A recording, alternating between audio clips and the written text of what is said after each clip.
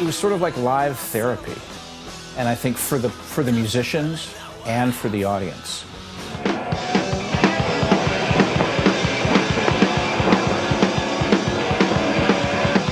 Rites of Spring at that point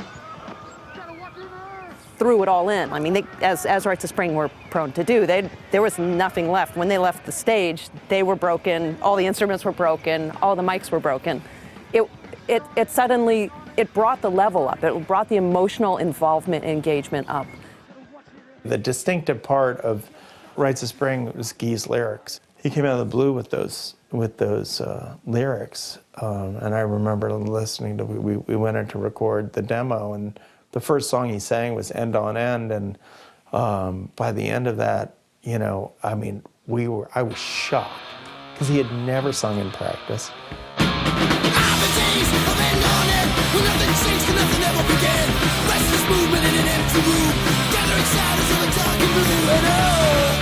To me, you know, 80 or 90% of the whole Rites of Spring experience is getting this nugget of Guy's genius through a microphone onto tape and out for the world to hear. People kind of ridiculed those bands to some degree, and they say, "Oh, look, it's emotional hardcore, emo-core." And I saw Marginal Man early on after I came here. It was clear to me when I was watching them, they were an extremely powerful band.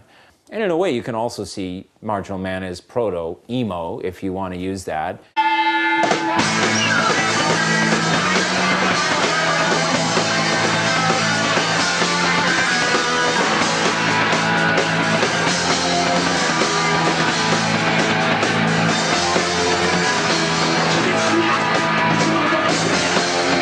The first band I think about in that period would have to be Marginal Man, because for me, they were really the first band I saw live that just put it all out there. And there was one song they did called Forever Gone about the suicide of a good friend of the guitar players, Pete. The one time I saw them do it,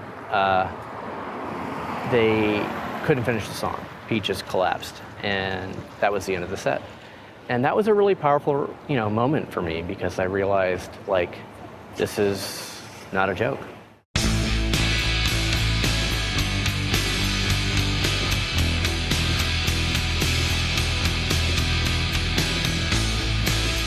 We had to stop playing Forever Gone because Pete would lose it while trying to play that song. And it would take us 10 minutes to put him back together in order to finish the set. And it was too hard on all of us, especially Pete, because he felt that, he lived that. All of our songs we lived. I mean, it's always rough to watch anyone you know, breaking down. Especially when it's during a song where you already know the words, so you know what it's about, so you know what thoughts are being conjured up.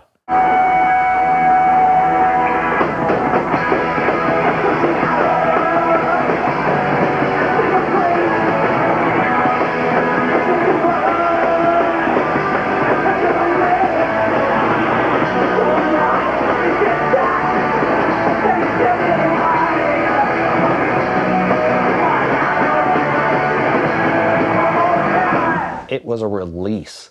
And of course, Brian Baker had to make fun of it. So Brian Baker, I believe he was like, you know, this is like emotional hardcore, emo-core. At the time, I didn't relate to it. No, I didn't really understand it. I really liked the music, but I just thought all of the ancillary, the posturing, and that expression, I just thought it was kind of, I didn't respond to it. It didn't resonate with me. But also, I'm kind of an uptight wasp, so.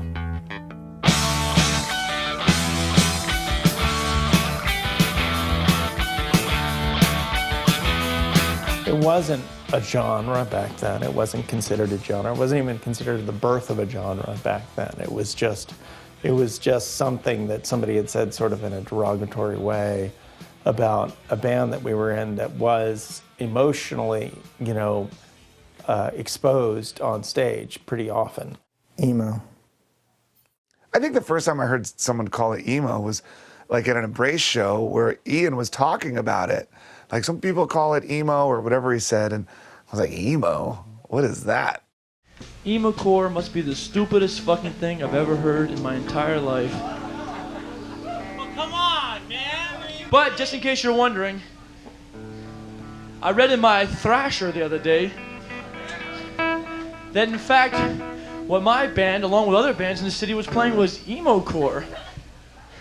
I'm thinking emo Phillips, comedian Ian core. Why no, emotional hardcore. As if hardcore wasn't emotional to begin with. As far as I was concerned, punk had been emotional since day one. I mean, Johnny Rotten was like emotional. Goodbye to you, my friend. What you had to want for will not. This is rock your again, and I almost found myself dancing. Too late, Mike, we're going tonight, so this is the last time. Goodbye to you, my friend. And there was like a whole new emotional sensitivity, and it was great. Like, you didn't have to sing about fucking Reagan anymore, and you didn't have to fucking, sing about the cops or whatever. It was okay to sing about having your heart broken or whatever it was, and it was inspiring.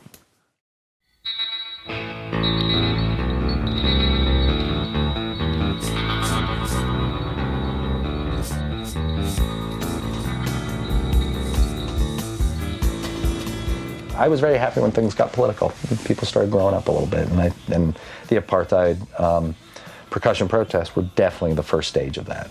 Yeah, so somewhere along the way, myself and Chris Bald and a couple other cats during that era were saying there's got to be something that we can do, So we just said, well, I know one thing we can do. We can make some noise. We're a bunch of punk rockers, man. We can make some noise. So we just kind of put the word out there and said, they'd be protesting on Massachusetts Avenue all the time, man. We should just come out with some drums and some hubcaps and some bells, anything we can find to make noise. The protests outside of the South African embassy were really the beginning of like a political awakening in the scene. And it was around that time that Mark Anderson, who had started an organization called Positive Force, really started to get some traction in the local scene.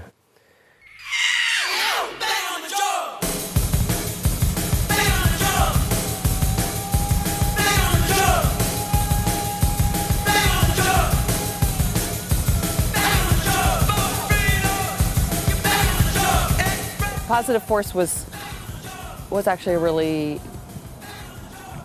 good addition and brought an organization to an otherwise disparate kind of community by making shows that benefited the homeless or food for the poor or whatever. They actually were able to take this disparate energy, bring it together, and send it back out into the community in a productive way. The fact that they exposed the community to so many important problems of the era and of the era still is, I think, really something that's valuable. And the way it functioned in DC, again, is really just because we had the backdrop of these government structures in our city. Listen to my rebellion chant. I feel good with for all mankind.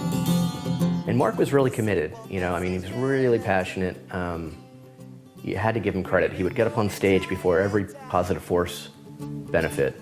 He would talk before the show to let people know why they were there. The first couple times I saw him do that, it was a little uncomfortable because people at that point weren't used to having, someone up on stage telling them, anything about politics, let alone social issues, whatever. They will help you get closer to the truth, and I think that's what we want. We want the truth, we don't want a bunch of fucking lies.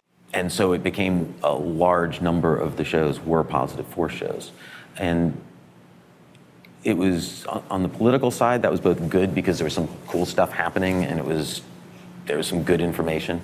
On the flip side,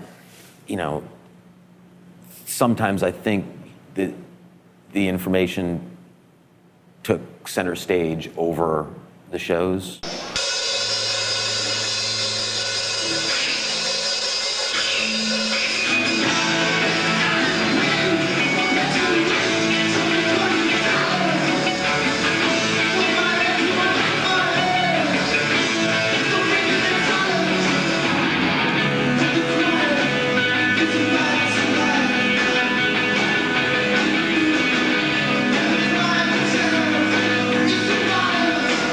remember on this 3 record that has the pink triangle, silence equals death, you know, people weren't talking about AIDS like that then, you know. I mean, that was not a thing that was in the mass media, but you could go to a show and get a pamphlet about it and kind of get hipped to a lot of this stuff. And, you know, they really were able to tap into what was happening at that moment. And the reality of AIDS is that thousands of people are dying. There are ways for those people, for all of us, not to die.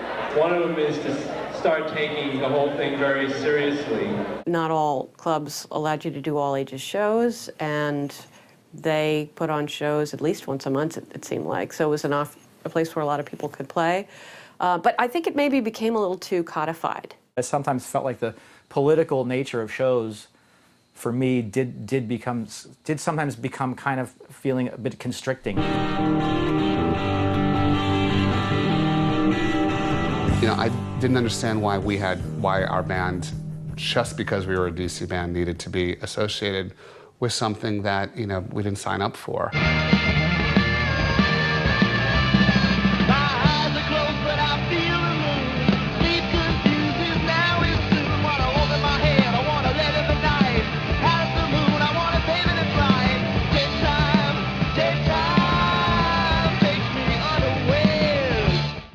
The Positive Force thing kind of wasn't on my radar because I was, Dag Nasty was about being a national act. I mean, the first thing, before our record even came out, we had booked our first tour and we were going out with the Descendants on the Enjoy tour. So I was like, not really concerned about what was happening here at home. I was like, later, nerds.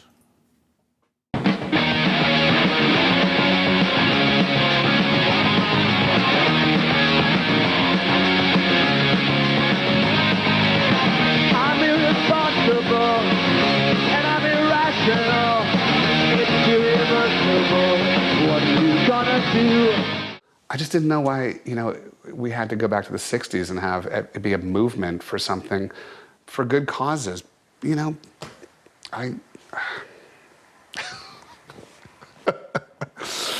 yeah, I'm a bad punker. And,